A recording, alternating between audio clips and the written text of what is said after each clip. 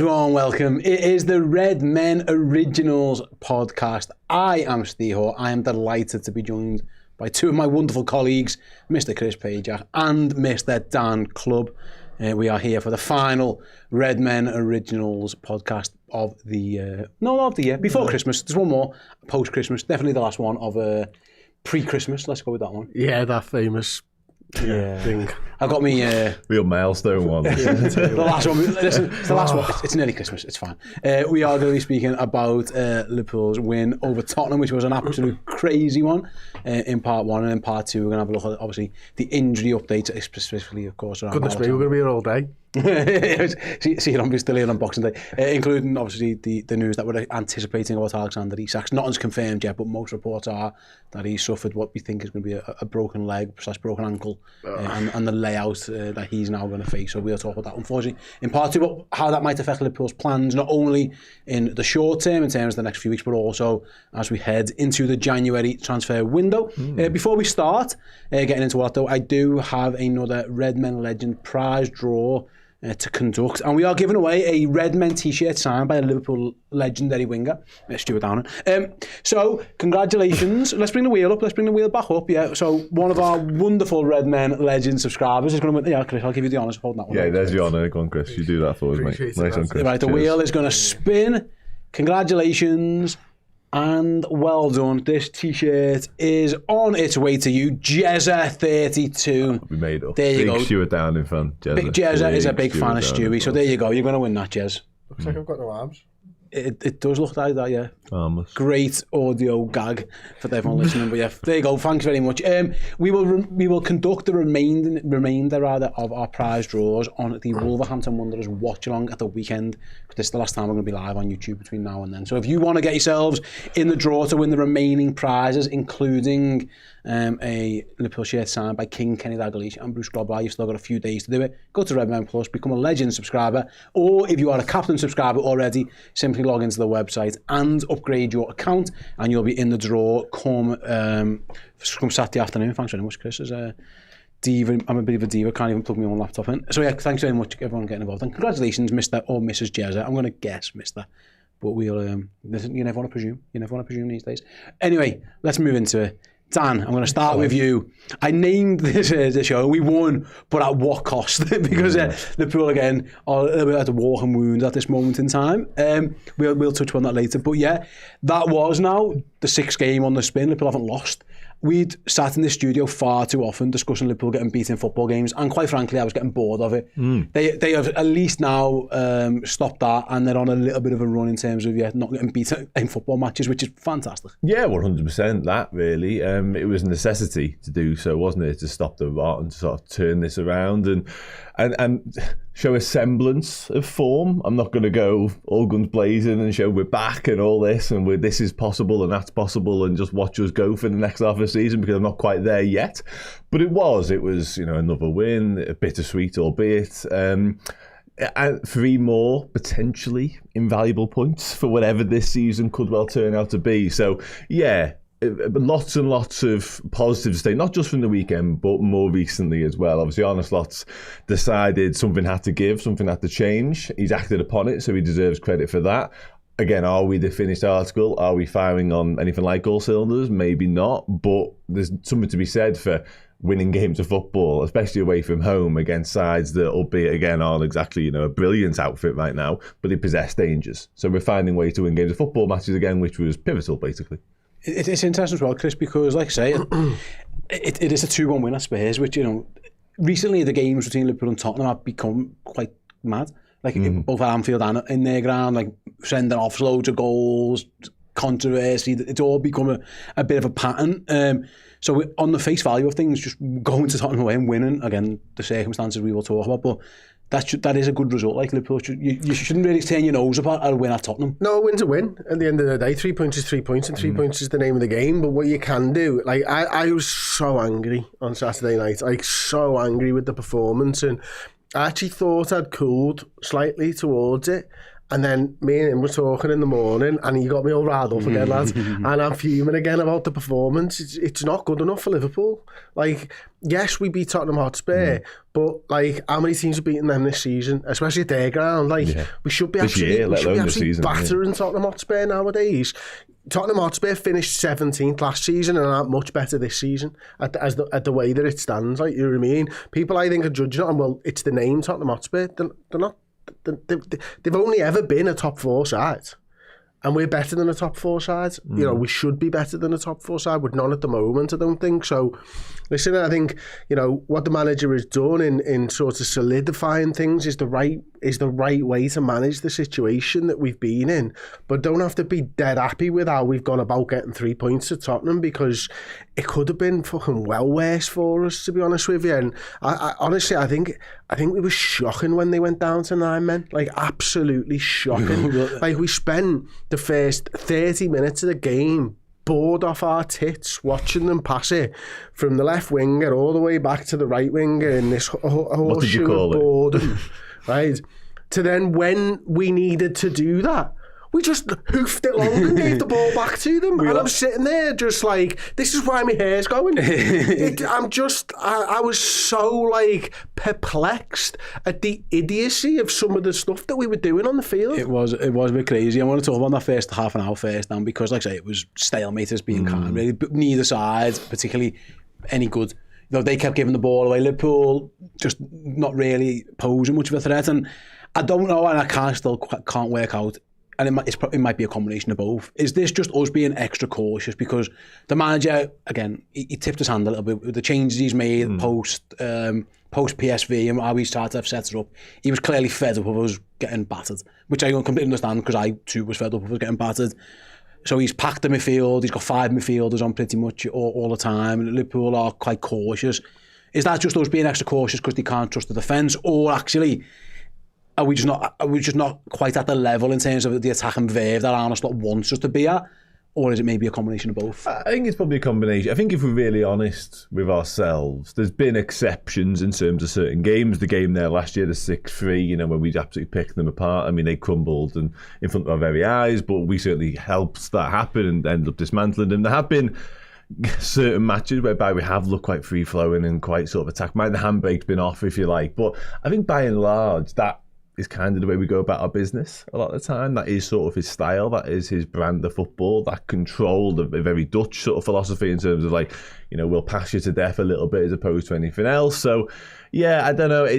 I think it's just kind of, I think a little bit is because of what was happening and the defeats and the goals and the massive opportunities we kept conceding week in, week out, and obviously the results off the back of that. But I also just think this is kind of the way he wants us to play a little bit as well, which is a shame in many ways, because when you see, you know, as Chris rightly mentions, Tottenham's vulnerabilities and just how poor they've been, particularly at home, and the way they're setting up to just try and nullify us, and you've got the likes of Florian Wirtz, who we think might be going through the gears a little bit now in his own little career. You've got Isak, you've got Ekitike, you've got attacking, you know, prowess on there.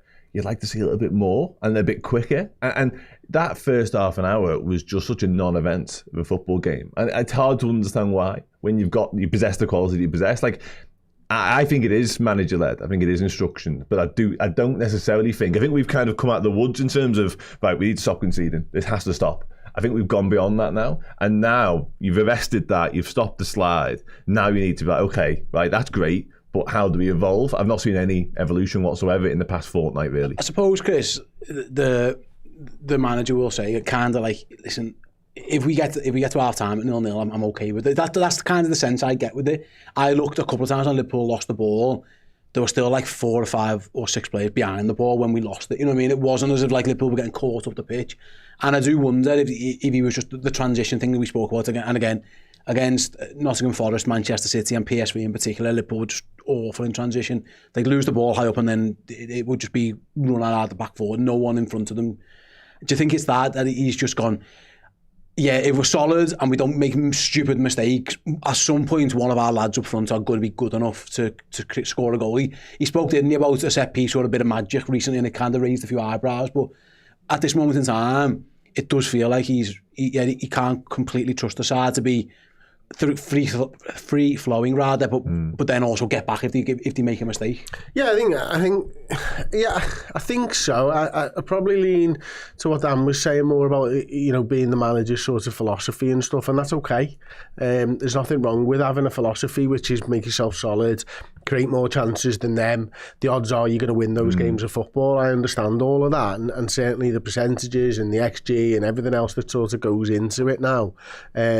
But I do think, like, I'm unsure whether this change to a more centrally dominated Liverpool side is the future, and I don't think it is, and I don't think it's what the manager wants either. I think you know the links to Semenyo are there for a reason. You know, I think we will have to spread our wings a little bit, so to speak, pun intended on that one, and really start to sort of attack in slightly different ways. So this for me does feel like a bit of a stopgap, and I always think whenever I'm looking at a team who are doing something for the short term, what's the long term benefit of that? Like, do you know what I mean? Keeping his job probably, and that's what it comes competitive. But that's what it comes down to. And I don't think a manager should be in charge of Liverpool who's just trying to keep his job. I think a manager should be in charge to try and win trophies. Yeah. And I'm not like, maybe you can't win the trophy in the Premier League this season. Maybe the shots that we've taken this season have damaged us a little bit too much, and the manager might be doing the right thing. But it was like at the start of the season when I was going, you just need to play Wirtz in the 10, and if he's the future, play him in the 10. And just make sure the team goes through him, because at some point you're going to have to do that learning on the job. And it feels a little bit like what Liverpool are doing now. We're sort of learning to do something, but it doesn't actually feel like it's the long-term future of what we're doing, which again, to me is, where's the benefit? I think it's a little bit, isn't it? Like, I just think, to be honest though, I think it's just needs must. Because I remember sitting here thinking, right, I don't know what the plan is going forward, but we can't be conceding 3s and 4s. Like, and it was becoming almost consistent. So I understood his thing of like, if we stop that, I can kind of box the rest of the stuff off later. And unfortunately, would you say we've been better defensively against Tottenham? Yeah, up until we had 9 men. We were absolutely because they had better chances than us. I think about that header in the first half was comparable to Van Dijk's header. Was it more? I think we are. That was about it. Like, I think we're better defensively than we were. 100%. It looks more within our sort of remit of control. From a corner again. Yeah, but that's a massive improvement. I don't think we're great defensively, but we are better. We were a shambles defensively. Now we're just pretty average. You know what I mean? And up until for Spurs, 80 minutes, I thought they were sound. But like you say, there's loads. Do you think the offset is worth it? Well, we stopped losing, so it probably is, isn't it? But it's interesting. I was saying this to Chris this morning, enjoying our conversation, because whilst the results have changed, you know, the unbeaten run that you referenced earlier on, a lot of the narrative hasn't around the manager. Like, it's not quite as extreme because, again, we're not getting done 3s and 4s left, right and centre. But there are still people questioning him and his long-term position, not because we're not winning as football, because we are now, but it's because are they actually enjoying what we're serving up? You know, are they getting the entertainment? And I know it's not kind of whatever a little bit, because the proof will be in the pudding. 3 points is kind of all that matters. But there is definitely a section of Liverpool fans now that are going, yeah, you've managed to stop us getting beat all the time, but I'm actually not really bought into what we're doing here. I think, honestly, mate, if you look around the Premier League, I think a lot of fan bases are like, you know, who's made up how their team are playing. Arsenal fans, well, Villa have won. Even Arsenal, who are top of the league, are probably thinking, you know, Wolves, Everton. You know, I think everyone's just kind of maybe floating by. But I'm with you, this isn't long term. The long term thing is what it is.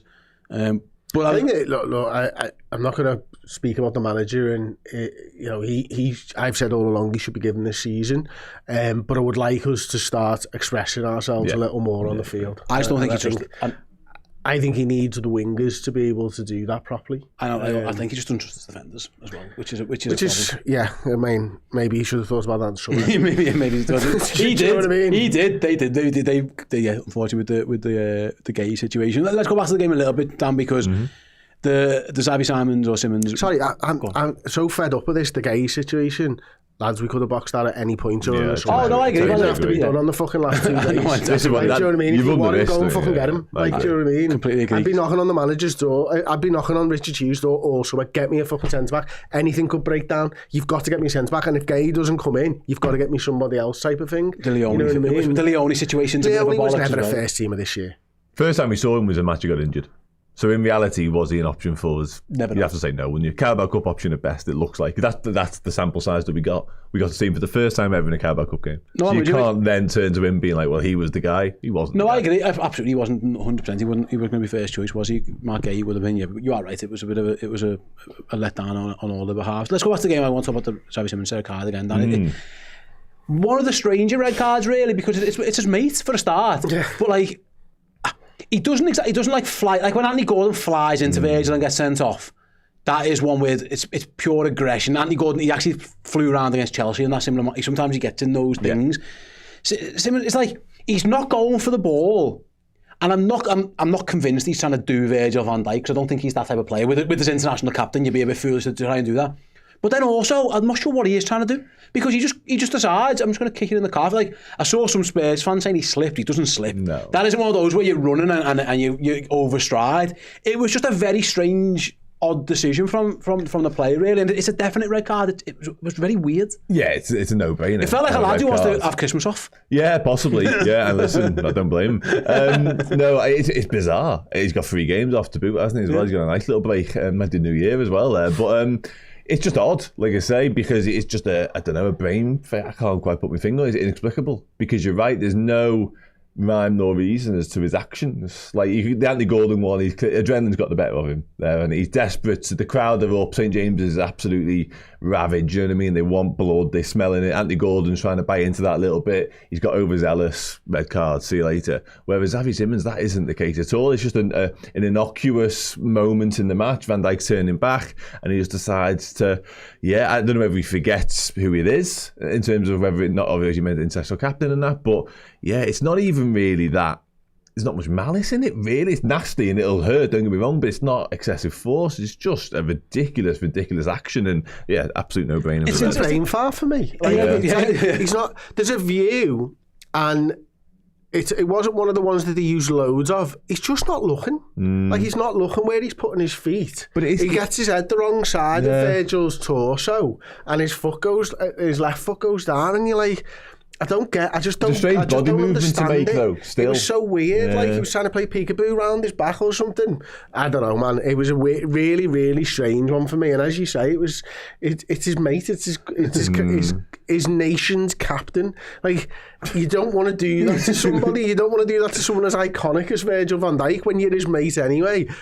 It was great to see, though, that he did put something out on Instagram and apologise and stuff like that. Like, chose the sort of measure of the man, I suppose, that he was able to do that and felt strongly enough to do that, because he could have buried his head in the He wants a World Cup call, doesn't he? That's right. You have to do something. Yeah. It's in Dutch. It's more of those. I think he's trying to just trip Virgil van Dijk up and go, you know, I'm just going to kick you and give you a free kick here and it's fine. But then it's just very odd, because sometimes I've seen players jump into tackles, and like I say, Dan says, the heat of the moment, it's a rough and tumble game, and someone, like, you know, you end up flying into a challenge and regret that one straight away. Curtis Jones, when he got sent off, I still don't think it was a send off, but that was a rough game. It was a bit physical, and he ends up going over the top of the challenge. This game, I was half asleep for half an hour, and he's just tipped. Oh my God, it's a red card. It was just really, really odd. Again, I go back to it. If that was someone who played for my foot team, I'd be asking, are you sure you didn't want Scone for Christmas? Because it feels like the type of challenge you just make if you weren't interested in playing the next few games. Do you know the, again, very few chances either side. Dan, I'll come to you at half-time. Now, Conor Bradley goes off at half-time. Again, he has unsurprisingly, Conor Bradley picks up an injury, because that's kind of where we're at with Conor. I don't know how serious it is at time recording, of course, but I think maybe it forces the manager's hand a little, but I still think it's the right sub regardless. Liverpool at this point in time against 10 don't need 5 midfielders and 2 full-backs. Like, the space... Dominic Szoboszlai had been in midfield for too long at this point. Yeah. He was there going, get me a right back, boss. The space was always going to be wide. Tottenham, you saw as soon as they were narrow anyway, the way they set up, and they weren't even narrower, it made sense to go and do something that maybe got Liverpool a bit more attacking threat on there. So we'll never know if the manager would have done it anyway, but it made sense that even if it was Bradley, you could easily have just gone, put Frimpong on and stay as you are. But actually the fact that he goes to Isak, I think he deserves credit, actually. I think it's a good sub. I was going to say exactly that, yeah, because he had like-for-like options available to him, didn't he? And there's obviously with The only thing we had is full-backs. Yeah, I was going to say, well, with the flexibility and the versatility of our midfield options as well, you can easily do something there. So yeah, it made an abundance of sense to me. There's a lot of people crying out for some sort of shift in formation and system, and the personnel was obviously the way to go with that. So yeah, it made a whole load of sense. It's a shame for Connor. I mean, how many times have I said that in the past few months? Like, you know, we've got a real issue there with him. Obviously, we don't know how long he is out for, but it's just another innocuous moment, isn't it? Like, this is when they go down for the penalty, isn't it? And he kind of just runs into the back of him, and Connor suddenly, you know, can't carry on anymore. It's just, yeah, it is the ever-ending story with Connor, unfortunately. But yeah, something had to give. I think we had to shift what we were doing, because, as I said earlier on, the first 45 minutes of that game of football was totally forgettable. It's interesting on that, because Tottenham were determined to injure us, and even a lad trying to dive for a penalty results in someone getting injured. But we have got a problem at right back, Chris, and we've had this conversation for so long now, and Trent kind of fixed it, because Trent, although he did get injured sometimes, it was more like long term with Trent. It was weird. With Conor Bradley and Joe Gomez, and we'll see where we're at with Jamie Frimpong, because it's the early signs that he's in this mix now. He never was at Leverkusen. Just the in-out nature of it. And it's, I think, you know, we're talking about defending and how hard it can be.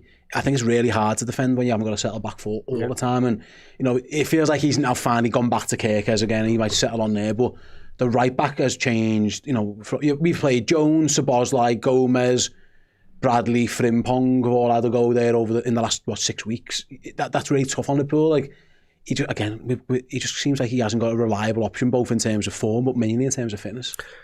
Yeah, I think so. I mean, I'm hoping that the Frimpong injury, you know, that he picked up is just that. It was just a one-off, and, you know, he goes He's had back 2 hamstrings this year, though. And he goes back to how he was at Leverkusen, because, you know, he'd had a few years there without having a single injury and stuff. So you'd hope that that's the case.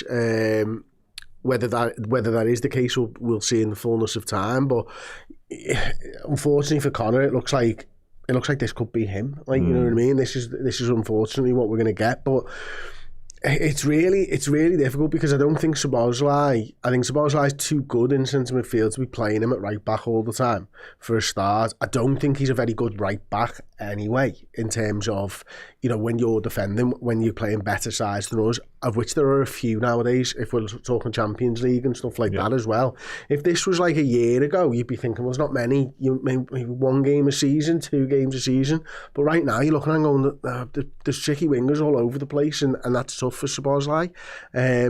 And also, he's just better in midfield, and he's so important to what we do further up the field that you don't really want him playing there long term. I mean, Joe Gomez is an option, but we know what the last 10 years has been like for Joe. Bradley looks like he's going the same way.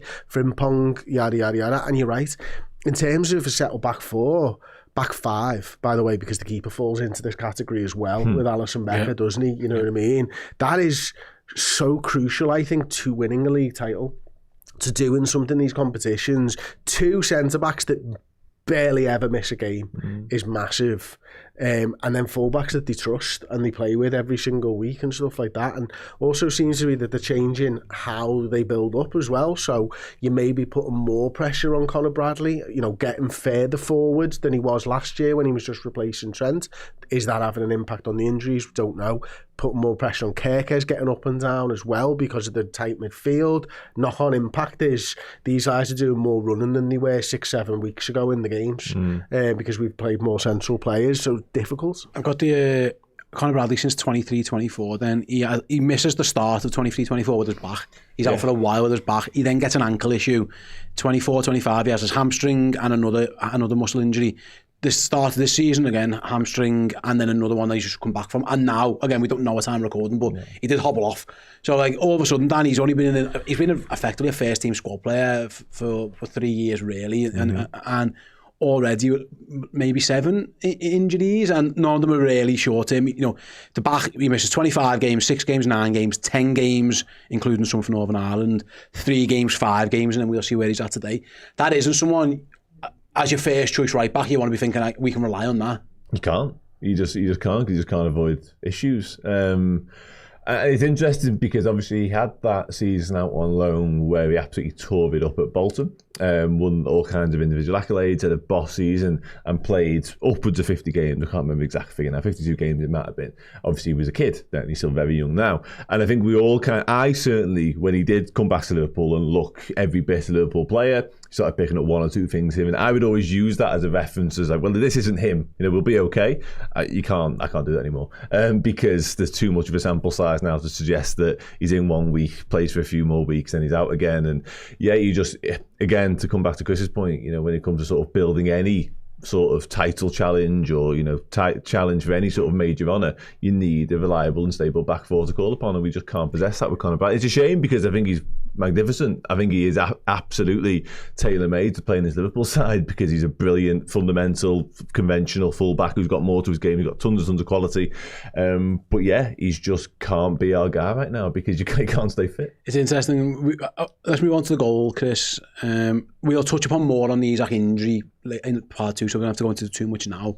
But like a bullseye, look at what you could have won.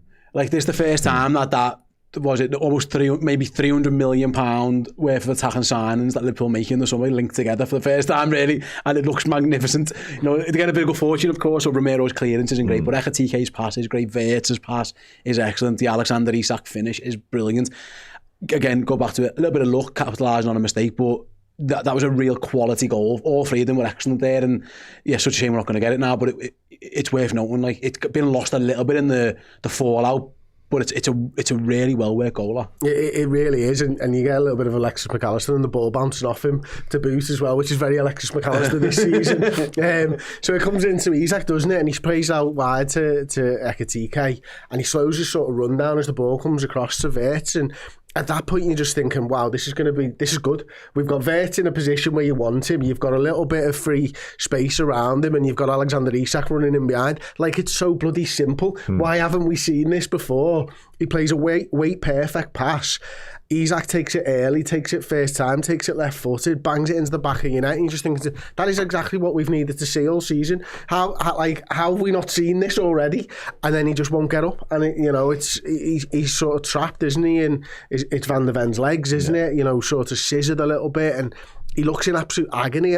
And at first, I'll be honest, I didn't think it was that bad because 2 minutes earlier, he gave the same vibes when he went down off that kick on his knee. Yeah. So I was from Bentancur, yeah. So I was a little bit like, oh, it's fine, he'll be all right type of thing, not realising the true extent of it. And it's absolutely gutting. Like, he's taken a long time to get back, hasn't he? But the finish is absolutely brilliant, and you are thinking there's something to build from. And there's Ekitike, there's Isak, there's Wirtz all on the pitch all at the same time, and that's what we've wanted to see. It's interesting about that because we've seen 2 Premier League goals from Alexander Isak, and both of them are brilliant finishes, and that's the type of player you're buying. Yeah. We haven't seen it enough, obviously fitness reasons, form reasons, he hasn't been quite at it, but 2 times Liverpool have got him into good positions there in the last couple of weeks, and he scored the type of goals that you pay 125 million quid for. Oh, absolutely that, yeah. And I've never really, right foot, left foot as well, I've never really doubted him in that moment, even during his Liverpool time so far, where he hasn't looked anything like up to speed, he hasn't looked fit at times. It's been the off-the-ball stuff, it's been his all-round game, it's been brought into question, which is where Ekitike, as well as scoring goals, has truly excelled.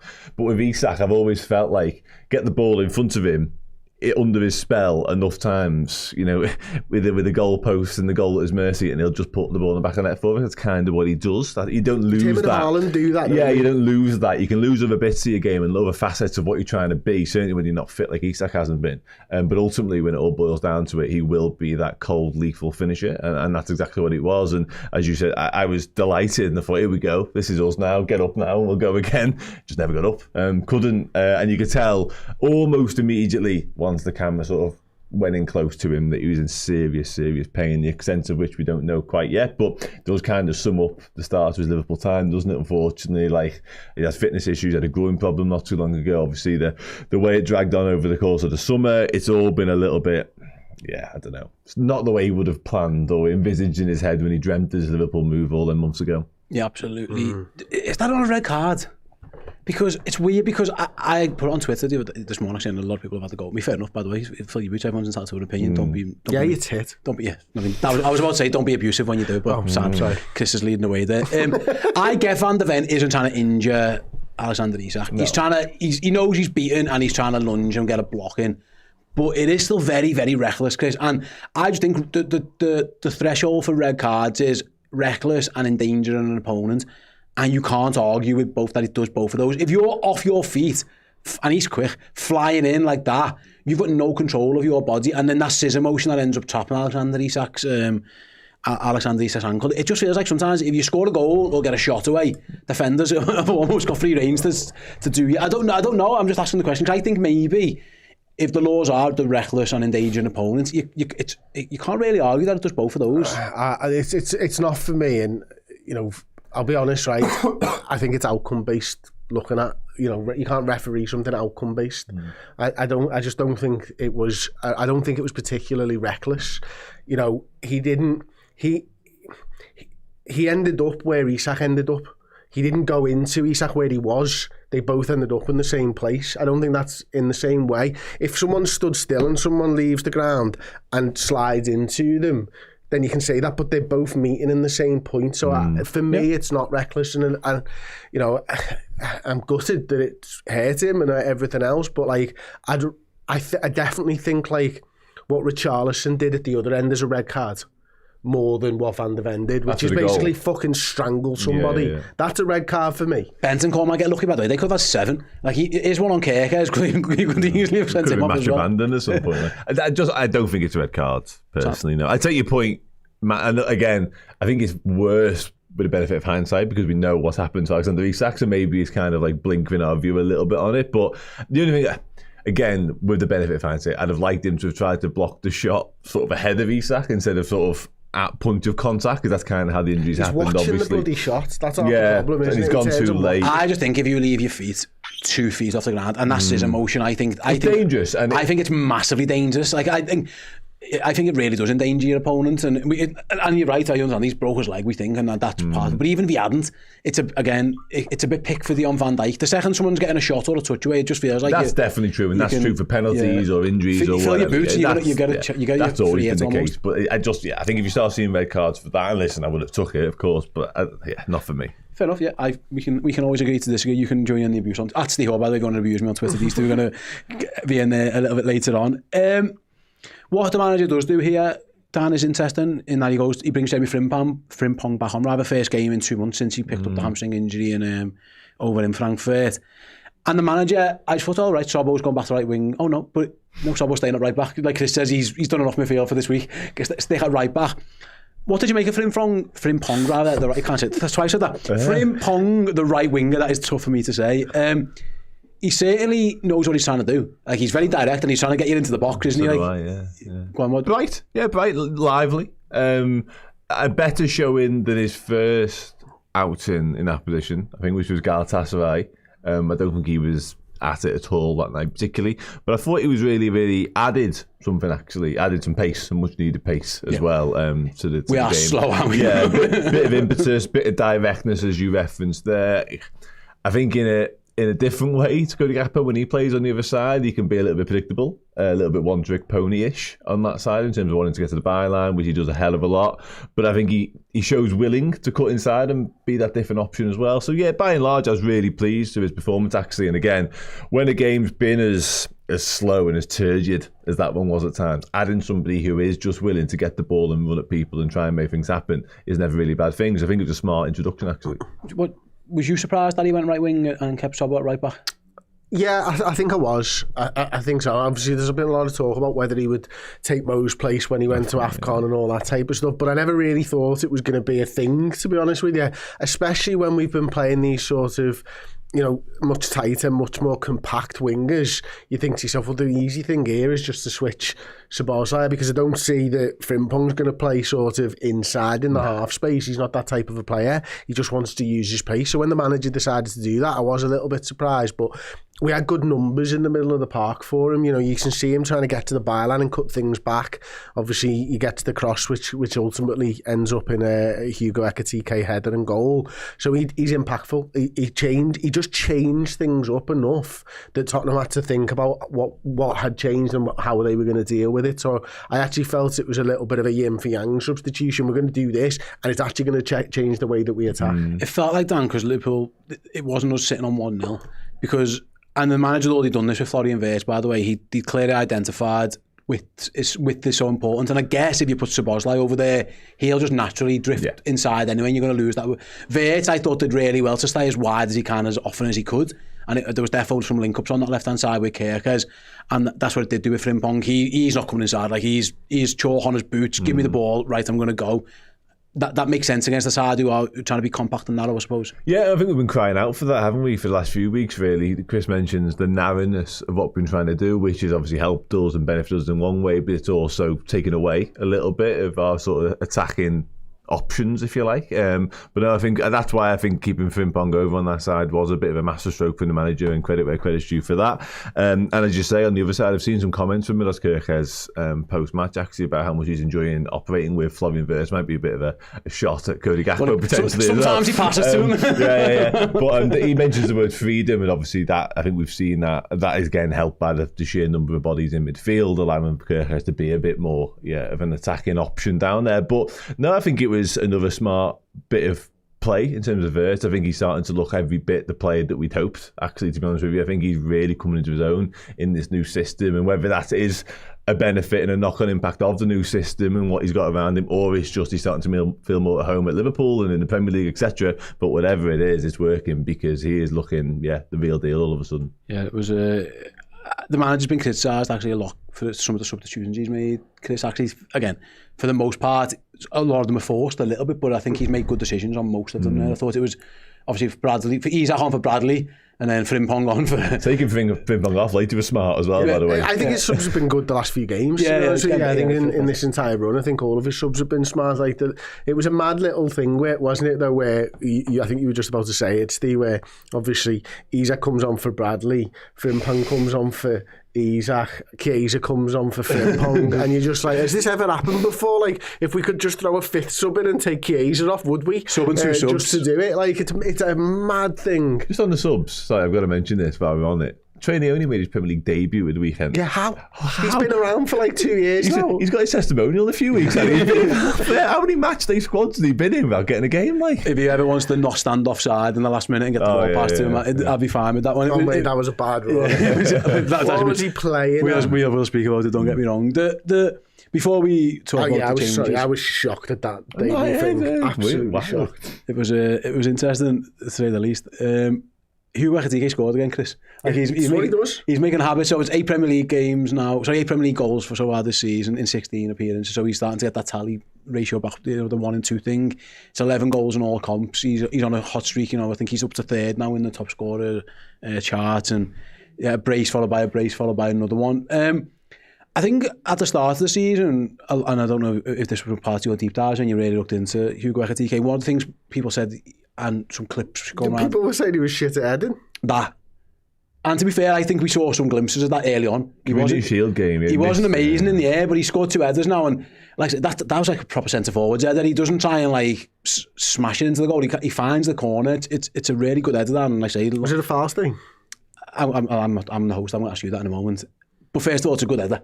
It's a great header. It's a great header. He high points it, doesn't he? Ultimately, the leap is fantastic. That's twice in 2 weekends now where he's got springs, and obviously. And it's not a cross that it's easy to get into the top bin. You either have to loop it out of the goalkeeper's reach, or you have to put absolutely everything into it to generate your own power. So he's made a good decision first and foremost for the type of finish, and it's pinpoint. It's a brilliant header. It takes a little push off, doesn't he, to do it, like, but make your own luck. I've got a question for you, Chris. What do you think? Is that a foul, Chris? I thought it was a foul, yeah. I'd be fuming if that was me as the defender. I think it's what I'd be fuming. I think Romero. Stop me jumping. I don't think it does. I think Romero realises it's a bit like I said this on the final way, so apologies. But Gabriel against Newcastle, when you know you're beaten and you're just hoping to try and get a foul from it. I think if it's given as a foul, it's an overturn, but I think it's one of those where it's 50-50 enough. But I think Romero is definitely, he's beaten Dan, and he's fair play to him. He tries to make the most of it. But he has to in that circumstance, but he's left himself with nowhere to turn because it's weak defending for me, and he's got to do better. He realised that because he's got up much, much earlier than him, and he realises halfway through that he's just getting used for leverage at that point. So what am I going to do? I'm going to throw myself to the ground, arms and legs splayed everywhere, and hope. And it hasn't paid off for him. I think he just needs. He's a 6'2" World Cup winning Argentinian centre half. You just got to be stronger. You got to realise where your man is earlier, get in a different position, get your body tight to him. You be the one that gets up first and wins the header. I just think he's been done and he's panicked. Funnily enough, there was a piece of commentary from Gary Neville which was very sort of similar to what you said there. Now, I haven't heard anything of interest out of Gary Neville's mouth for 12, 13 years maybe. But he was talking about Van Dijk clearing the ball, and he said in those situations you have to get up first before somebody else gets up and stops you jumping. And that's what Virgil van Dijk did for a clearance for us, and that's exactly what Dan's saying there with Romero. He should be getting up early. I think he's got the deflection does him, and he is caught under. I think he's trying to buy one. I go back he's to had a mad game, Romero. Yeah, yeah. He's involved in everything bad that happens for them, and it was interesting though, because I think if John Brooks blows the whistle, I think I don't overturn it. It's one of those, but I don't think that should be a foul. I don't think I don't think Ekitike gets much of an advantage. I think he kind of leans on it, so I'm okay with it. But you are right. Listen, we had it with the Canate, didn't we, in the derby last year, and we were told then those little nudges aren't going to be giving us fouls. Everyone knows the score now, and like I say, I go back to the Voltemata goal against Arsenal. Everyone knows that's the standard they're going to set. Get up, like defend better. I think United scored one similar against Fulham as well, which counts. So at least there's consistency there with that. I think there was a penalty decision, wasn't there, or something where you're right. They're just not calling it. So I think everyone needs to realise that. But yeah, I'm with you on the Gary Neville situation as well, by the way. Put him on mute and listen to the watch songs, guys. He's an absolute wazzer, him. This is where I hate ending on negative, because the game ended so poorly. We're going to have to do Liverpool did, so why? Yeah, Liverpool did. Like, Richarlison comes on. 15 minutes of negative, haven't we? No, it's fine. Richarlison comes on. Spurs, Dan, I'm going to come to you first. Like, you settle down, Chris. I know you're about to explode. We get dragged into the game that they wanted to make. The only way that they're doing anything now is to make this absolutely bonkers. A normal game against 10 players, 2-0 up, involves you just killing. You're almost not playing the opposition, you're playing the remainder of the time left on the clock. They just drag us into their game, and it starts with, again, that goal. It's a little bit unlucky, there's bouncing balls everywhere, but there's some terrible defender. Like there's probably 2 or 3 chances. Virgil with the biggest of them, actually, just to get rid and get that gone. Our set piece defending at times is still very, very panicked, and it shows again there. Yeah, left a lot to be desired. I think it's fair to say that moment in particular, but I think the last 15-20 minutes, when you include stoppage time, really, really concerning, actually, and alarming, the game management, or the lack of ability to just see out a game that is so in our control. Like, you're 2-0 up against a pretty average, Spurs side that are really struggling, down to 10 men at the time, soon to become 9. Really bizarre, and hard to put your finger on why, because to come back to the point we made earlier on, and me and Chris spoke about this morning, so about sort of trampling over what Chris had to say of our conversation, like, we show all we'll just keep the ball foreverness when the game's 0-0, and then the minute we need to show a little bit of that and have the ability just to sort of kill any sort of momentum any opposition side's got, goes out the window entirely. And again, the minute something doesn't go our way, or there's a little bit of adversity, our mentality comes into question. Like, it's just, it doesn't ring true with anything that we showed last season at all. We were so strong, and we have such leaders on the pitch and such experience in terms of being there, seeing it, done it. Like, and that the leads on the pitch just aren't there to be counted. I mean, to be fair to Virgil and Canate in particular, I think actually as the game really wore on, they won a lot of first contacts on stuff, so they do deserve credit for that, but should never have got to that. I think it should have been done, dusted. We should have been home and hosed. It's mad. Self-fulfilling prophecies here a little bit. Like, if you're someone who drives your car, and every time you drive your car, you get into an accident, you're going to be nervous next time you have to drive your car. You've passed your test, you should be fine, everything's fine, but you're just a little bit nervy. And I do think Liverpool are just very nervous. They don't trust themselves to be able to defend. You know what I mean? Me and Dan play cricket, and then sometimes there's some lads who can just block all day, and there's some lads who'll just biff it because they know they're not good enough to block all day. And I think Liverpool are in a situation, whether it's in their own heads or whatever, where they just don't trust themselves to be able to see it out, and therefore that panic leads to situations like that goal, which is completely avoidable. If one person does their job right and keeps their head, that's easily preventable, but it's not, because they can't. Yeah. But, like, Alisson's on the field, Robertson's on the field, Van Dijk's on the field, Canate's on the field, Gravenberch's on the field, Curtis Jones is on the field. They're all league winners. They're all people who've been there and done it. These guys shouldn't be. I'm trying to say this without being really, really harsh, but like they shouldn't just be knocked by anything. They should have confidence from the last however many years they've been playing football at the absolute top level to know that the last couple of weeks was a blip, not the norm. Like Virgil van Dijk's 33. What the hell? Like, why is this coming in now? Do you know what I mean? Canate, the same. Alisson, the same. Robertson. I thought Alisson was really good. They were, but it's like a collective panic between all of them, and it's baffling me. And like the lack of ability to put your foot on the ball and control the game. I'm just like, everybody knows what Liverpool need to do. The Liverpool players must know what Liverpool need to do. Tottenham have got 2 less men than us. I'll stress that point. And we can't find a red shirt with a pass. I was speaking of this before, because we haven't quite got to the second red card now, but he's an idiot, so we'll just gloss over that. Yeah, if you kick someone in the chest on a booking, you're probably going to get sent off. This is my point, actually, Dan, because I think Alisson and Van Dijk, from when they score to the final whistle, are actually brilliant. Like for them, but they shouldn't have to be, because they shouldn't have to be brilliant, because you're either playing against 10 or 9. Stop giving fouls away so that you can get free kicks in the box. I think how many times are they goalie able to just launch it forward? Like, put your foot on the ball, find the space. And against 9, I was on the watch along, my videos there. I couldn't believe what I was watching. I was like, yeah, we're defending okay, actually, for the most part, because but we shouldn't have to be defending here. Why haven't we just got our foot on the ball and are just knocking it about? But then I look at the team that's on the pitch, and I'm like, there's enough players on the pitch who can do that. If you say Alexis McAllister, Florian Wirtz until right at the end, he goes off with seconds to go pretty much, doesn't he?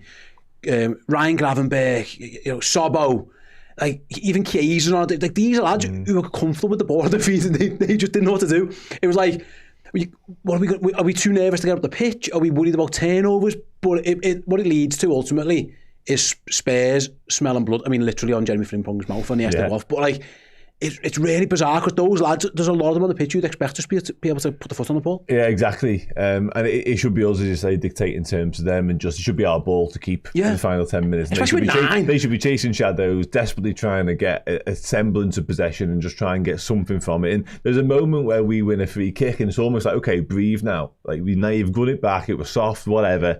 Get yourself sorted, get organised. Van Dijk, get it under your arm for a second, let's go from there. I'm not joking. By the time I looked down, looked back up, they were back in possession. I was like, how's that happened? Like, how have we allowed that to happen? It strikes true, it rings true about what we're saying here. Liverpool have lost that confidence, that belief, that ability just to see out games without shooting ourselves in the foot almost. And it had all the hallmarks of that Leeds game a few weeks ago. Like, we managed to get ourselves into a position whereby we were literally there, the finish line was in sight, but that wasn't enough for us. There hadn't been enough drama, there hadn't been enough chaos. We just decided, no, we're going to make this more interesting, but we don't need to. We used to be the masters at killing games of football. It's gone. I think interestingly, Chris, and I don't know, because obviously they very nearly scored straight after the goal. By the way, Jones gets called, and Richarlison's doing, and Eby does well. And I don't know, I might be reading way too much into it. Spurs were flying about, and they were booting people, and they were fouling, and I don't know, it was just a bit of a lack of aggression from Liverpool in regards to that. When you're trying to put your foot on the ball and there's lads buzzing around you everywhere, it takes a certain type of bravery in terms of, not in terms of getting hurt, I mean just in terms of having the confidence in yourself to put your foot on the ball and beat that kind of stuff. And I wonder if Curtis losing the ball there and a couple of other opportunities where Liverpool were a bit sloppy made them all panic and think, you know what, we're better just all being back here and going back to the wall. It's a dangerous game to play though if you do that. I don't know, mate. I just think we should have just spread ourselves wide, make those distances huge that they've got to cover between. No, I agree, but he didn't for some reason. And use the goalkeeper if you need to. Just use the goalkeeper. Like, it's not a big deal. Like, I just think we massively overcomplicated it and let ourselves get dragged down to their level. Yeah. You know what I mean? And I say, we watched the first half and all we wanted to do was pass the ball sideways. And we watched the second half when they're down to 9 men, and it's the last thing on our minds. And I can't believe that the manager's not stood on the touchline screaming at them to do that.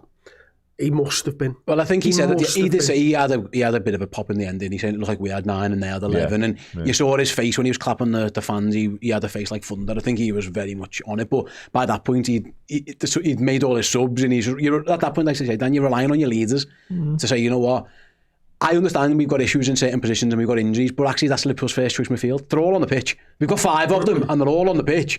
Someone should be able to take control of that situation. Put me forward on the ball, and fair enough, you have to kick it towards a corner, and then box them in up there or whatever, or run into the corner. It was summed up, I think, again, Andy Robertson, the vice captain of the football club. There was one where he kicks it along and tries to chase it himself and then gets completely out the game. And then him and Trey, when he's like 4 yards offside, and you just pass it to him. It was like, the game's over if you don't do that. But because he does, they get that one final fucking free kick into the box. It's just like, it's clearly a scrambled brain situation there. Yeah, but it spreads, doesn't it? You can see, we mentioned Panic 4 or 5. spreads. Yeah, it just spreads amongst them, and no matter how many games you've played, no matter what you've won, the individual accolades you picked up along the way, it looks like at the minute we are in a place whereby as soon as one starts to go, or again we have that adversity, or something doesn't go our way, whether it be a decision, a moment, a goal, whatever, we're 6s and 7s, and the weekend was case in point for that, because it just there was no sense in what we were trying to do. It didn't look like, I'm sure they were, but we'll never be privy to the conversation. It didn't look like anybody, Van Dijk, Robertson, the lads that we mentioned, are saying, let's keep the fucking ball. Well, let's keep possession for 5 minutes. This game is done. It's in our power. It's over. Didn't happen. I don't think anyone knew what the plan was, because there's always got to be a plan. Always. But it's the most obvious plan. No, are we looking to defend, or are we a bank of 5? If that's the plan, then that can be the plan. It's not a great plan, but it can be a plan. But our plan was a few lads run up, get tackled, give a foul away, run back. Like, there was no semblance, and again, that comes either from your leadership or your management, and it was really poor. And like I say, the only positive, Chris, because I remember you saying, and it really hit home in that Leeds game, when that board went up for 9. Who thought we were going to win that game 3-2? And everyone was like, no, I think we all knew Leeds were going to score. At least Tottenham didn't score. Like Liverpool actually, Spurs actually didn't create many chances. They shouldn't, because they only had 9, but Alisson's made it forced into like maybe half a save that goes across his box. But actually, I think fair play to Virgil and Ibu, because we criticised a lot of them in that Leeds game. They at least did their jobs and kept a clean, well, not clean sheet, but kept Tottenham from scoring again, because it could have been very, very different had they not been on the game. Yeah, I mean, we've seen the stats, haven't we? Yes, I'm sure everyone will have over the weekend that there's more headed clearances for Virgil van Dijk than any other player in the Premier League, and I'm not surprised. We're getting bombarded every single week, and he is the best in the air that I've ever seen. Like, I've seen so many players over the years, centre-halves, whatever, misjudge the flight of the football. He never does when it comes to heading the foot. Never, ever. You see how many players jump in front of him and he just stands still and heads it because he knows they're not getting it. Like, his ability there is amazing. It's why I was so surprised that he missed the ball in the lead up to their goal. Like, he swung and missed. I've never seen Virgil do a swing and a miss. You know what he should have done? Kick the defender, the attacker, because apparently you can do that. That's fine. But yeah, Williams-Lieber's made it well known now. You can, if you swing to the ball, you can volley the defender, yeah. Yeah, so, I mean, Virgil Canate was in the sort of same boat and stuff, but, you know, we're conceding chances or opportunities for them from those wing positions, aren't we? And that's a consequence of the formation that we've decided to play as well. So every, you know, something Paul Dalglish said to us last week, he said every offensive sort of tactic has a defensive consequence. And, you know, is that the defensive consequence of us playing a very central lineup? No, hitting wide areas, that's a trade-off. Like, there's always a trade-off at every system. I personally, my guess on that one, Dan, was that I don't think that's a tactical thing. I think it's a mentality thing. I think they are so scarred by what happened against Leeds and against Palace and against Chelsea. You know, we've done this to teams. Teams have been terrified of us early on in the season. We knew we were going to score a late goal. Yeah. We had a feeling that we were going to do it, and there was years under Jurgen where, you know, it happens time and time again. Where we were mentality monsters. Yeah, it felt inevitable, didn't it? Yeah. These lads now, I think they are scarred by, again, take away 3 last-minute goals against us. Liverpool could be challenging for the title. Take away 3 goals we scored, and they could be, you know, 15th.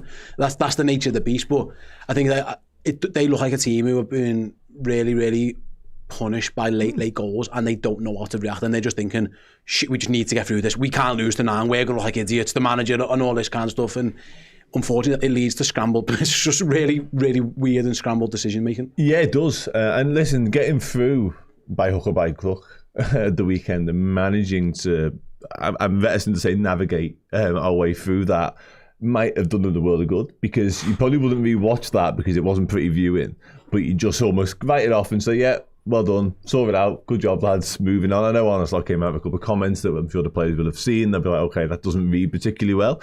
But yeah, the fragility and the mismanagement and the head loss of that last 20 minutes is just bizarre, because it just, again, flies in the face of what we've become accustomed to with a lot of these lads, and certainly what we've seen from Arneslot's side last season. But yeah, not being able to close out that game of football in particular with just like serenity and like this is done as a contest, is mad to me. I'll never ever be able to realise it. But again, if it means that we can just draw the line under it and say, listen, we found a way, job's a good one, and then look better for it, then yeah, everyone's happy. If I had said to you, Chris, when goal goes in against Leeds, that Liverpool are going to win their next 3 games, go against Inter Milan, Brighton and Tottenham, would you have believed me? Because that's what they've done. Probably not, no. So, no, the credit where credit's due, they've at least got back to winning ways in 3 pretty tough games. I mean, every game's tough at the moment for Liverpool because they're not in great form, but I'm with you, because I'd have thought, what's this lad been drinking? Because they're 3 tough games on paper, and they have come through them. They've conceded 1 goal as well, it's worth mentioning. They've scored 5, they've got 9 points across both competitions. Like, they do deserve a bit of credit for that. Yeah, and I think the hardest thing is to arrest the slide. I really do, and I do give the manager credit for that. I just, you can't help but think about the future as well, can you? And where you sort of go from here, especially with the injuries that we've got and everything else. But first and foremost, the manager had to stop us getting beat, and he's done that. And that started with a couple of draws, really, didn't it? Back-to-back draws in the league, and then you had to turn those draws to wins, which he's done. And now you have to turn those wins into good performances for me and keep on doing the winning. And listen, that's stage 3 of the 3-stage plan that he probably came up with 3 or 4 weeks ago. Yep. So he's worked his way through his progressions now. He's now got to get us playing well as and not get into these mad boxing matches of a football game that just end on the bell and people just swing and everything's on fire everywhere at the end of the last 10 seconds, you're going for the bad motherfucker belt in the UFC or something, with Holloway. So there we go. It feels that you can't start going upwards until you stop going down, and Liverpool have definitely done that. Like she says, the next stage will be to play better and win games, but stop getting beat, start winning, and then hopefully you can go again. That is the, I think if you'd have said to us post those hammerings that we were getting, that's going to be Arneslot's plan, I think we'd have all pretty bought in. We'd have been a bit like, this is a bit shit and we don't really want to be watching this, but needs must and kind of thing. So that is the next stage, right? Continue to win, and they've got 2 very winnable games at home coming up now between now and just after New Year's, obviously Leeds on New Year's Day. It feels like there is potential here for things to get a little bit better. He's done exactly what he needed to do, but now there's going to be a point where they're going to have to step on again and kick on again. Yeah, and I think that's now, to be honest, and I think that's not just me saying that. I think a lot of the wider population, Liverpool fans, would think the same. And you're right that, listen, if that was a means to an end and just something, a bit of a sticky plaster over the problems that we had, and listen, we need to get through 4 or 5 games, he needs to preserve his own job and reputation, buy himself a little bit more time in the position, and then we'll move on from there. I think we all would have just about sucked it up and got on with it, and I think we're there now. The problem he's got is, as Chris alludes to, is he's going to have to do it, yes, with favourable fixtures for a couple of weeks, but also with a paper-thin squad. So whilst he might have, again, fixed a few things and got us more defensively solid and started to turn the tide towards winning and finding ways of winning a game of football, he's losing players left, right and centre as he does it as well. So he's kind of hamstrung in what he can do all of a sudden. The width and the wingers aren't there available to him, it doesn't look like, so we might have to grin and bear it for a few more weeks yet before we can get into January and maybe get a few players back and maybe even dip into the market. And that's something Josh has been saying with us on the deep dive for a while now, hasn't it? And anyone who's having a football conversation with him he's very vocal in there. He always thought this problem was a fix in the transfer market because of the imbalances in the squad, and maybe he was right, maybe that is what we're looking to do. I mean, for my mind, the manager needs a winger. If you're going to play a centre midfielder at right back, you need a centre midfielder, or you need a right back that's going to be fit and available, and you need a centre half as well, don't you? So that's a busy January, and that's a busy January not at once. This isn't like Diaz comes in because we wanted Diaz, or Gakpo comes in because we wanted Diaz. This feels like 2 of these are needs. which is it's a crazy situation to be in when you've spent so much in the summer shaping your squad. Actually, well, hold that thought, because after this quick break, we will be looking ahead to January. Obviously, Alexander Isak expected to be ruled out shortly for a number of weeks, maybe even months on that one. Liverpool have got other issues as well with injuries and suspensions, and there are rumours plenty about how that might impact them in January. So yeah, stick around. After this quick break, we'll be speaking about all those things. See you after this. Hey there everyone, I hope you've got all of your Christmas shopping and wrapping boxed, but if you're looking for one final treat, then we have got this absolutely incredible signed Liverpool shirt to give away. Rome 84 replica jersey from the European Cup final, signed by Kenny Dalglish and Bruce Grobbelaar. To be in with a chance of winning this, all you have to do is head to redmenplus.com, sign up as a Legend tier subscriber, and your name is going to be in the draw for this one. So yeah, maybe you've got everything that's on your Christmas list boxed, but do you have this? If not, head to redmenplus.com and sign up now. Hey, hey everyone, welcome back. Wrong. Like you scared yourself. Wrong camera. I was surprised by Ben shot on 3-2-1. Got me. I was all flushed. I was doing my research ahead of part 2. Here we are in part 2. Welcome back. Chris, you touched upon it before the break excellently, without knowing this, but there's been reports from Sky Sports today and various other outlets about Liverpool's transfers, and obviously it was even noted between Alexander Isak's injury when that was reported, like Liverpool might now go back into the market. So Sky's reporting is Liverpool's plans to sign a centre-back, a winger and a centre midfielder could all now be accelerated. They remain keen on Mark Gay, and they are one of the clubs who have done some work around the situation of Antoine Semenyo. This again, let's start with the centre-back thing then first. I know you're going to do a deep dive that's going to go out tomorrow with Josh on Mark Gay, but Liverpool, that feels like area potentially number one. Although Konate and Van Dijk have both been playing better recently, they are the only two we've got fit and available, and you are eventually going to break one of them if they have to play all the time. So it makes perfect sense. And the situation around Gay has obviously changed. He's gone from being almost a Liverpool player to now having free reins to speak to whoever he wants, and you're in the situation now where Palace might decide to do whatever they want to do, but no real shock if Liverpool do go and push the button for a centre-half in January, because it feels like a big necessity at this point. Yeah, I mean, I'd said right from the end of the summer window that if Liverpool want to sign Mark Gay, it'd have to be in January for me. I am and still would be really shocked if it's, a free transfer in the summer, because, the situation's changed, and, a conversation with people saying, well, no, look, we got that deal done with him and all that. It's like, it's changed. It's got to change. There's no transfer fee. There's a wedge on the table for Mark to take. And so the wages is going to be completely different, even if, it's just going to have to be. And I think, I know there's tapping up, it happens and all that type of stuff, so Liverpool probably can speak to him, but the fact that Bayern Munich and your Barcelonas, you can convince people that they've got money all the time still, and can speak to Mark Gay, that does mean that Liverpool, if they want to have those conversations and they want to be cast down, they don't want to get caught for tapping somebody up, then they're going to have to put the money on the table and speak to Crystal Palace about the transfer. And you are still, even if you pay a transfer fee, going to have to remunerate Mark Gay for him not sitting for 3 months missing out on that big wedge that he get from somebody else. So that, and I think it's key for what we do, and whether it is just a straight in for Ibu Konate, whether it's someone who can play maybe the Joe Gomez type of right back role or something else, gives us a little bit more options. There's a space in the squad certainly for Mark Gay to walk in day one and have a place in the team for me. Yeah, without a shadow of a doubt. Yeah, because he's quality, isn't he? And he's also what we spoke about in part one about leadership and experience. He brings that to the table as well. So yeah, I do think he will be target number one for us, not just because of how close we got to getting it over the line in the summer, just because of what he is as a footballer.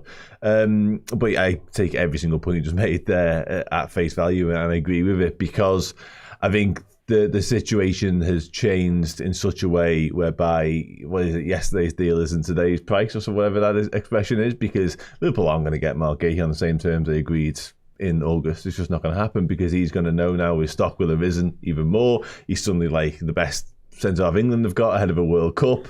He's got Barcelona, Bayern Munich, Real Madrid all index all his signature. He knows he could have his pick of clubs across Europe with a fat wedge to go with it as well, on top of whatever his weekly wage will be. So, yeah, whichever way Liverpool want to go about trying to sign Mark Gahey, it's suddenly become muddied and more complicated than it once was, which again comes back to why we should have got it done earlier in the summer.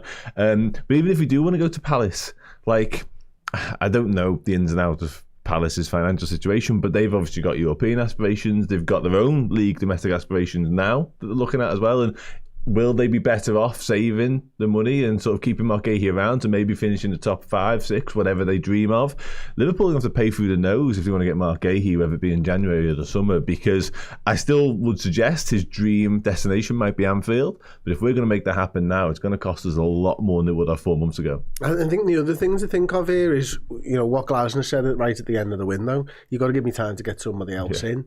So I think there's going to be a little bit of uncertainty, Steve, from Crystal Palace as well in terms of, you know, do they know whether Mark Gahey is going to be going in the summer, or do they think he's going to be going in January? If they accept the bid, it wouldn't surprise me, therefore, if it's slow played a little bit to give Palace a little bit of time to bring somebody in and bid for somebody themselves. I'm sure they'll have done the legwork on a potential deal, but even if we get a bid accepted, it might be a week or so for Palace to catch up and go, need a centre-back, bang. I think it's also, are they going to let Glasner spend some dough? Because he hasn't signed his contract at the minute, and have you got a proper director of footy? Sort of. Dougie Freedman's but will a player go there not knowing who the next manager is going to be? There's tons of questions around Palace. Let's move on to Antoine Semenyo. I'll start with you, Dan. I saw reports in The Guardian over the weekend where, like, he would potentially favour a move to Liverpool. There's been conflicting stories. Semenyo. There's been conflicting reports on various players. I saw it again today. Cava on Sky Sports doing his little chat says my take is that if Liverpool come in for him, he'll go to Liverpool. Yeah. We know that there's this £65 million release clause. This one feels more like he might a longer term target you'd have to go and get in January because other teams are going to come in. That does fit the Diaz Gakpo kind of vibe of what Liverpool did there in terms of, otherwise he's going to go to Tottenham or he's going to go to United or he's going to go to City. The Semenyo one's interesting because, as Chris said before, at the moment we don't have wingers, we don't play with wingers, but if he comes in, he is definitely that. It could also be seen, I suppose, as Liverpool getting Mo Salah's replacement in before Mo Salah leaves, whether that becomes in January or more likely perhaps the summer. This one makes a lot of sense, and I do think it's mad to say this because Liverpool they spend so much money on forward players, but they are short, and that is another area of the team that they clearly need to address, and he is a good player. No, he's a very good player. Yeah, again, another one Premier League proven, brings a lot of what we're missing, I think it's fair to say right now, in terms of the attacking department, that pace, that directness, something we spoke about when Jamie Frimpong was introduced to the weekend. I think Ryan Gamo has got a lot of on the other side, but he's still so wet behind the ears, you just can't release him to the world yet necessarily. But Semenyo is there, he's the real deal, he's proven, he's ready to go, he's somewhat, of the ideal signing, I think. And you mentioned there the fact that Liverpool might sort of pull the trigger on it prematurely because of interest from other clubs, but I also think just because of the situation we found ourselves in with the Mo Salah saga, the Isak injury, may also encourage us to act upon it sooner. Obviously we know there's a pre-existing relationship with Richard Hughes and him, so it all feels very within our wheelhouse to do. It's just going to mean we need to go and do it. I'm not overly concerned by some of the reporting around, obviously, the Manchester clubs sniffing around and what have you, because how many times we've seen this for Liverpool targets down the years. Mane went there, didn't he? Yeah, exactly. And all of a sudden we just go, actually, no, this is the game we play.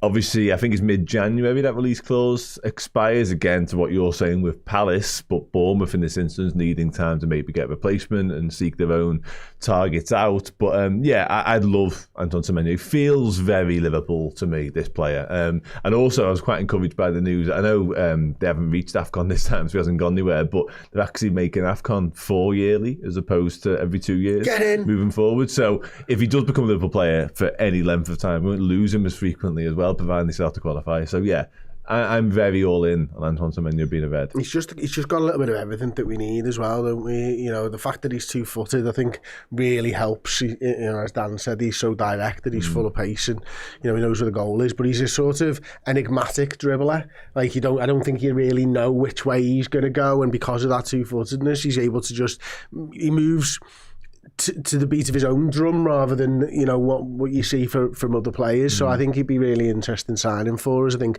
versatile. He's played up front as well. He's played left. He's played right hand side. So he can do all of those sorts of positions. My big concern isn't actually around Semenyo. It's actually on Salah. Like, I just feel like if Liverpool sign him, Salah's gone in January. That's the way that I'm sort of looking at it now. Like, I mean, we've never signed someone who plays right wing. Like, just that's not a senior player. Not a senior player, and no, it's the end for me. And you know, and that's a sad thing. Like, I just can't imagine that Salah is just gonna look at that. He goes away for 4 weeks, and then he's like, Liverpool's kind of fucking right winger, you know, like, boom, straight on the phone to his agent, like, just fuming. What could change, of course, is the Isak injury, though, is that if Salah becomes a forward, potentially, shout. or you know, like that. or you know, and Semenyo can easily play left hand side. He's played left a lot. He can easily do that, and so there's. You can just square it as a body, I think, to Salah at that point. Because if you are short on numbers, then would you think we'd all agree we are? I think you could easily have a conversation with Salah. We just need reinforcements. We just need numbers, and also, mate. Like we don't know what's been said between Salah, because we were told like the situation isn't fully resolved, but they've kind of bygones to bygones. I have the sense if that is the case, and again this is just pure speculation, I've got no idea, but it feels like they've either agreed to get to January and address it, but I think we'd have heard more about that by now. Most of the noise coming out of Liverpool want to keep him. It might be, listen, mate, let's just get to the summer. You can go in the summer. You can go. We can get a bit of money for you. You can have pick where you want to go, whether it's Saudi or you can find a club. Let's just try and win one more trophy or try and do one more thing together, and we're all kind of begrudging friends with it. And if you square that with Mo Salah, Chris, then he might see the value of Semenyo and think, right, okay, it means that I can finally push on, win that Champions League, which again, at this moment in time, it's still on the table, or win one more trophy. It might help you get there. And as long as you've agreed in hindsight, or in beforehand, we're going to let you go in the summer. Because Liverpool have done that before. Liverpool, we all know, they pretty much give Luis Diaz the nod and the wink, didn't they? And Sadio Mane had a similar thing. So it's not something that they haven't done before. Yeah, absolutely. Yeah, no, I take the points there. I'd not thought about it with the Isak, framed around the Isak injury and stuff. And I do like the idea of Salah playing as the centre forward. I think, you know, it's something that Klopp used to do with him. I don't think we've seen Slot particularly do it very often, but, you know, brief parts of games we've seen him move there. So yeah, why not? If you can convince him that that's the case, and, you know, if he can start getting into those centre forward positions, start getting a few goals, then Liverpool might get more money in the summer, etc., etc. Because the thing is with these injuries, and speaking on it, like we've got one senior centre forward at this moment in time. That's unsustainable. He can't play every game. The manager used Federico Chiesa in that role earlier on the season. Begrudgingly. Maybe coming off the bench. Fleetingly, definitely. Well, basically it was Ekatike plays an hour, Chiesa gets the last half an hour, or when we're invariably getting beat, we throw Federico Chiesa on and put 17 attackers on the pitch and hope for the best.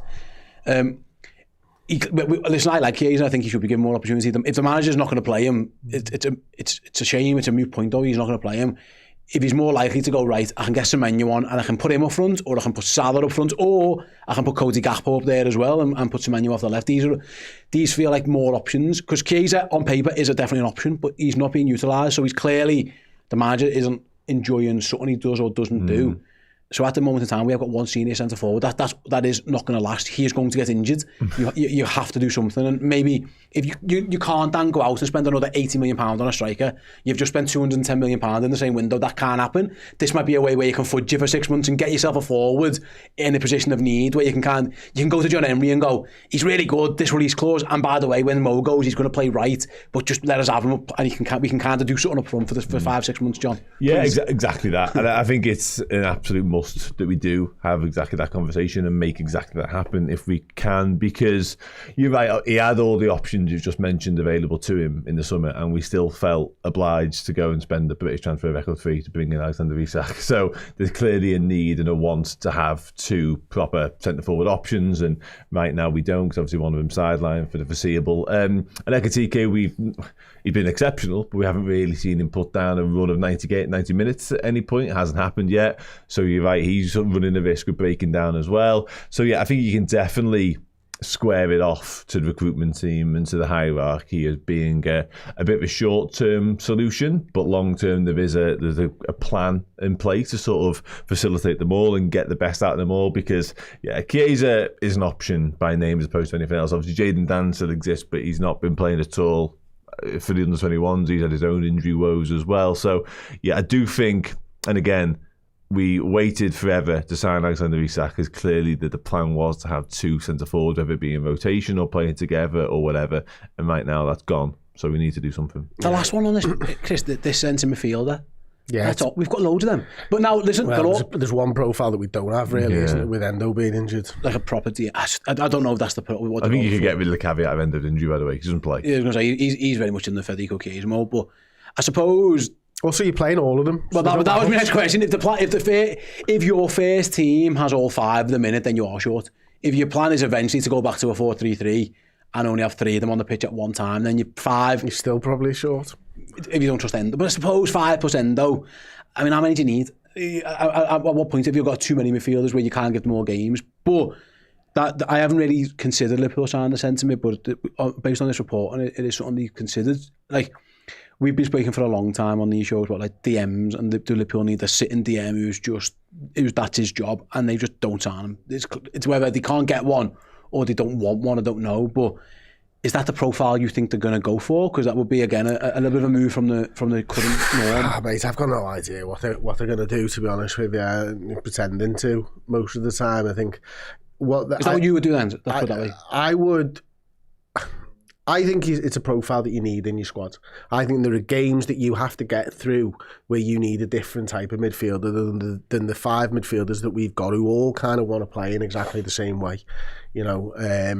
So for me, I think we've got a little bit too far lightweight and you know, shorter players across the board.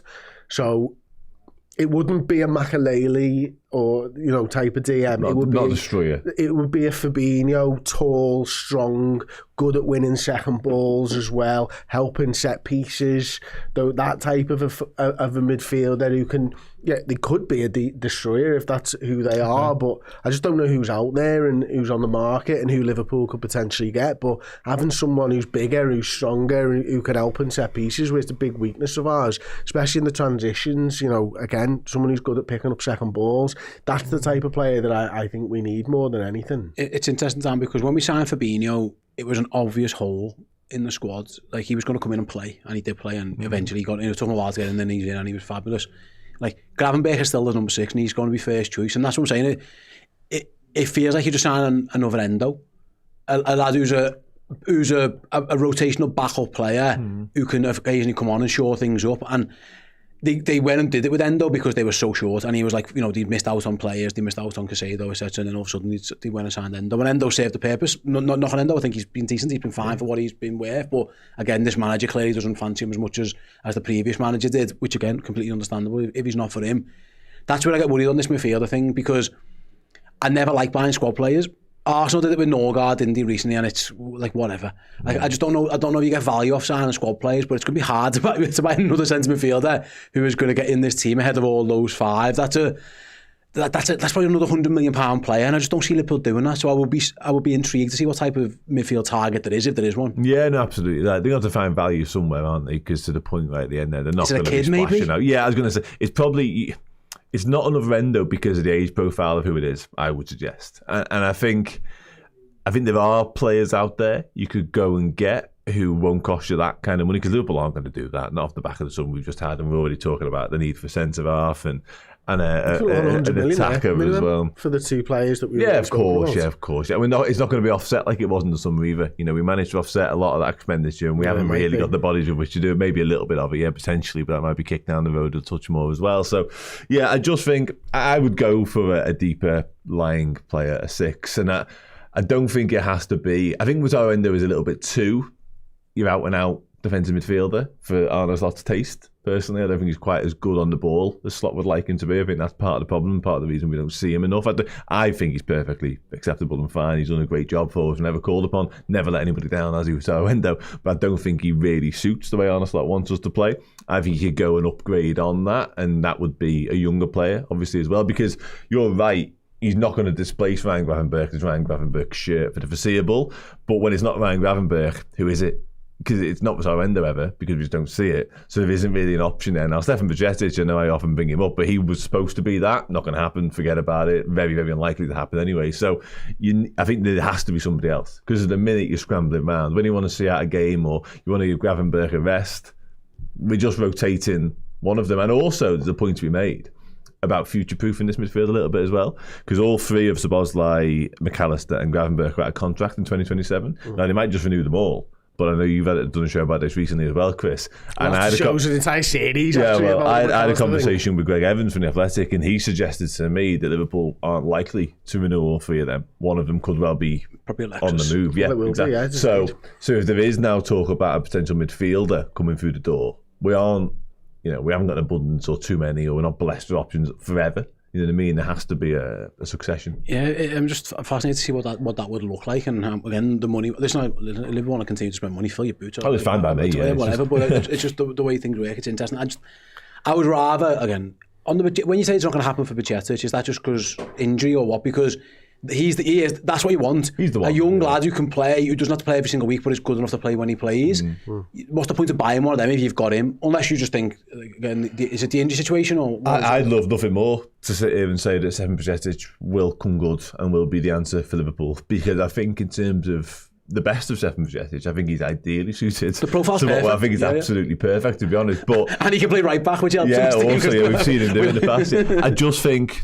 It's predominantly injury related, of course it is, yeah. And his season literally hasn't started yet. He had hamstring surgery in the summer off the back of a very disappointing loan at Salzburg with Pep Linders. Obviously, goes to Spain, does okay, kind of turns the season around a little bit, but he hasn't got going again at all. His development stopped completely, and I think when you're out of action for that long and you haven't been around the elite level, Liverpool, for 24 months, maybe even longer now, I think it's nigh on impossible to get there again. It's almost like you're going backwards rather than I think so. Staying still as well. So I think you might need someone. And listen, I'd love to have sit here again and said he is it because he's been playing for under 21s for the past 4 months. He's back up to match fitness now. He's looking every bit the player he was once upon a time, but that isn't true. So we just can't see it.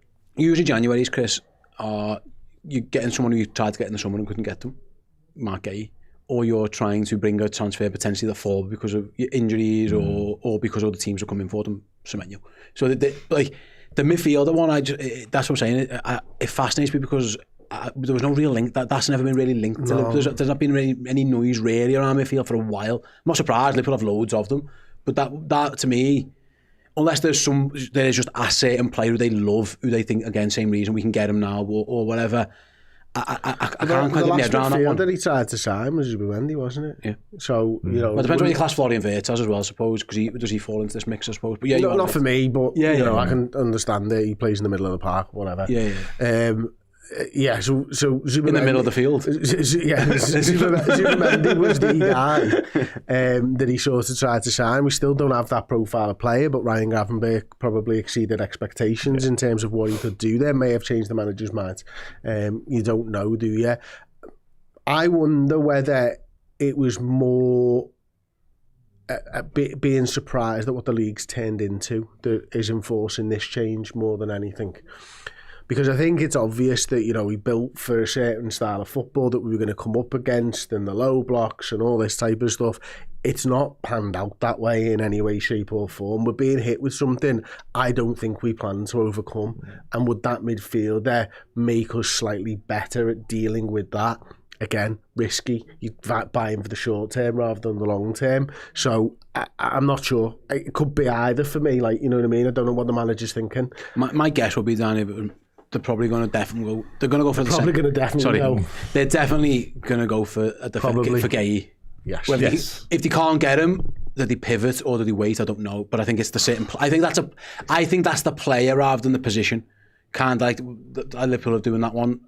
If they don't get Gay in January, they have to have had a nod and a wink to say that he is coming. Otherwise, you have to go. So would we therefore be happy not to bring in a centre half? No, I'm not saying I would be happy, but I think Liverpool might be in that situation because. They've done this before. They will wait for the player. They would rather. I know, but we've got no right backs.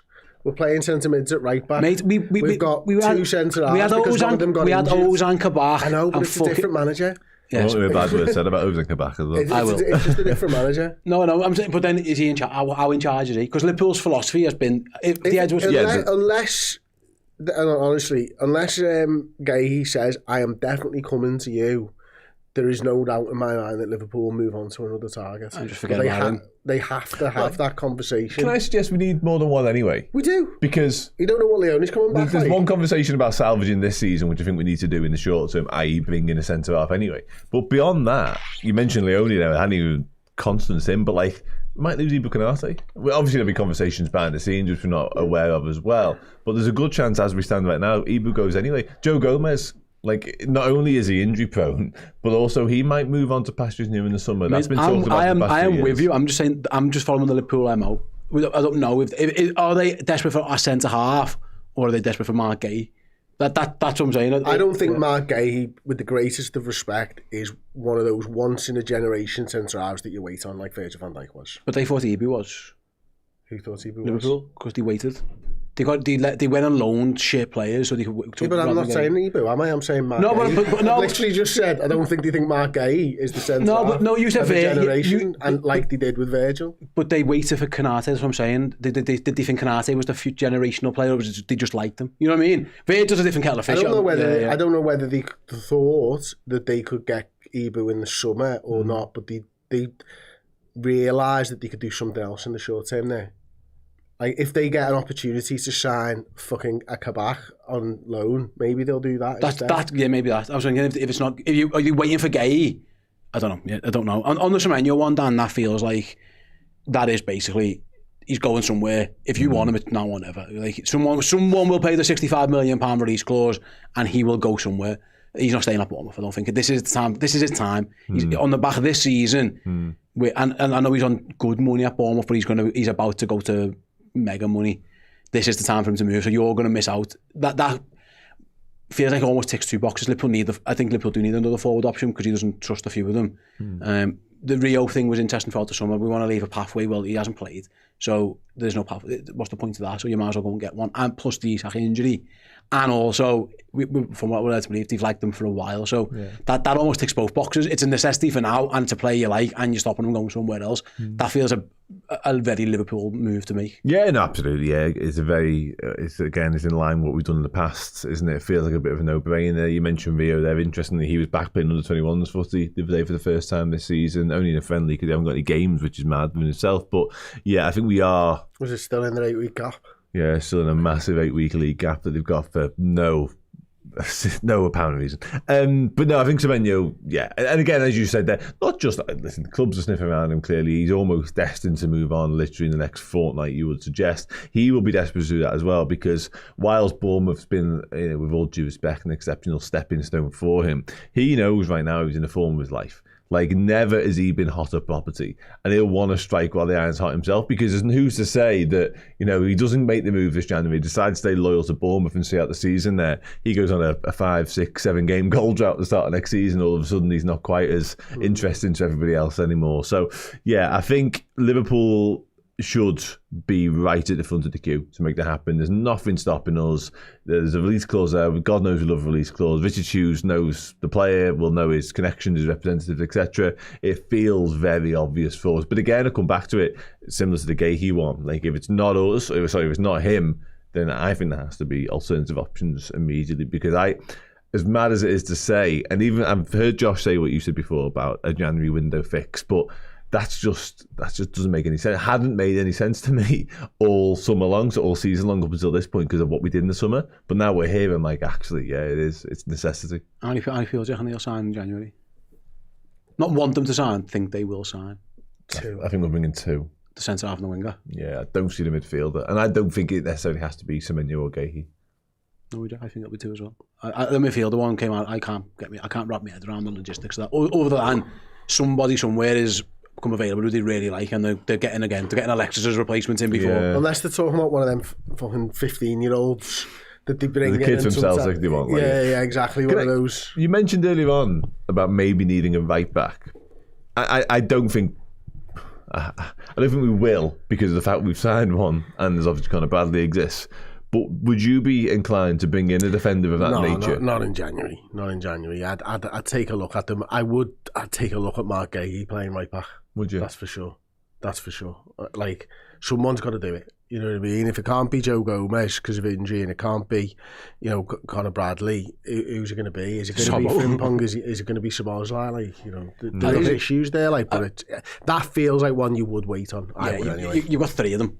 In theory. In theory, yeah. You've got 3 and got none at the same time, I suppose. But that feels like they're not going to go crazy in January. They never do any, and especially after what they've just done. But I thought it was interesting that was kind of muted. But yeah, the last one then before we round up very quickly, Chris. Like, should injuries change in January? Thinking like you were talking before about how a club acts in certain ways, but you were talking about the manager earlier on, wasn't you? Like, what was the plan? Here's how we act. Here's how we do things. What are we building towards? Liverpool have sometimes reacted to injuries in January, and you end up with shit players, like often on loan or whatever. You know, I'll go back to like your fucking Arthur Mellows and you with all due respect, like Ben Davies, who didn't even kick a ball, or Kabaks, or etc. Stephen Corcoran as emergency loans. That doesn't feel like how proper teams act in the transfer market. It would have to be players like, say, Guillaume Semenyo makes sense because they're long-term targets. But this is what I'm saying. If you miss out on those, should you be panic scrambling around for somebody else? Because that tends to not work out too well. I don't know, man. I think it's just a fine balancing act for me all the time. I mean, is it Upamecano? Is his contract still up at the end of the season? Like, you know what I mean? And, you know, if you're getting the word that, you know, Margay's going to cost you how much a week in wages, but you are able to speak to Upamecano on January the 1st because he plays in Europe. You know, is there a conversation that Liverpool would have there? I think you'd have to have these conversations to see if it's a player that you like. You know what I mean? Excuse me. So I just think it's really hard to judge from the outside because we don't know what's going on for the most part. We don't know who they're speaking to, what their ideas are. Like, we get to, it's like an iceberg, isn't it? You know, we get to see the tip of the iceberg. We don't see everything that's going on under the water and, you know, who they're speaking to and stuff. But, you know, I always think you should plan for the long term more than the short term to sort of answer your question. But that being said, those short-term signings those January signings can help you in the long term as well. Like, Semenyo, for me, feels very Kvaratskhelia, PSG, last season.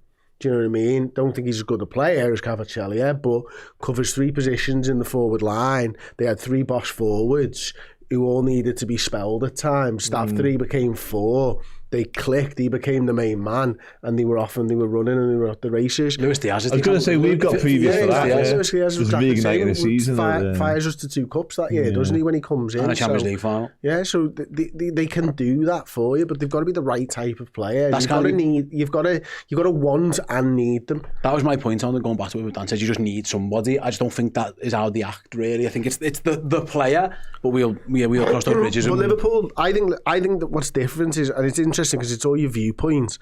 I think Liverpool thought they needed someone when they got Diaz.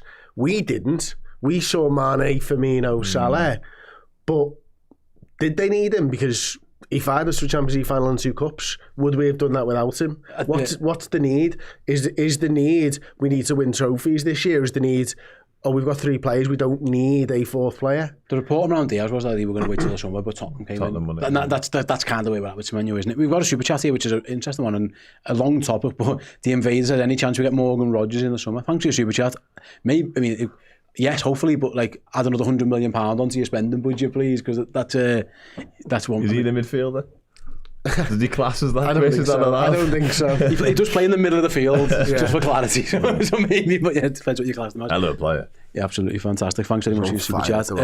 We had another super chat I can't bring up on screen early because actually this person super chatted before the show started, which was fantastic. But thank you to Vihan from South Africa who tweeted in just say hello to us before. So hello, Vihan. Thank you very much. I can't bring your message up, mate, because you were keen. Your super chatters before the show even started. Right then, that is it for Redmen Originals. Please do stick around later on. We are going to go and record the Biased Football Podcast, the last one before Christmas, not the end of the year. There is another one, as I've been reliably informed earlier on. We're going to be speaking, of course, about Arsenal. They are top at Christmas. That usually bodes badly for them. We'll be speaking about them. We're going to be speaking about Manchester City, Aston Villa, the aforementioned Aston Villa and Morgan Rodgers, in terms of are they now in a title race, and a few other bits and bobs as well. That is over on Redmen Plus. We'll be going live there very, very shortly. For now, thanks from me and from Dan. Hope you all have a wonderful Christmas. Check out our channel on Christmas Day as well, because our quiz is going live, isn't it? Chris hates you all. What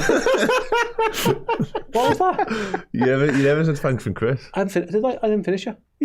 You can finish that section. That's a mad way of going about it, if not. I didn't notice. Sorry, from Chris. I was about to say, from Chris? And from Chris. Thanks from you. Let me do the plug for Sorry, the Christmas quiz. Sorry, go on. On Christmas Day, there will be a quiz going out on Christmas Day. Redmen quizzes, the 5 of us, the usual 5, and it was good fun. Yeah, thank you. Wasn't it? It was great. Are you looking forward to it? Thank you. People seeing it? Yeah, I really am. Thank you. Bye. Merry Christmas.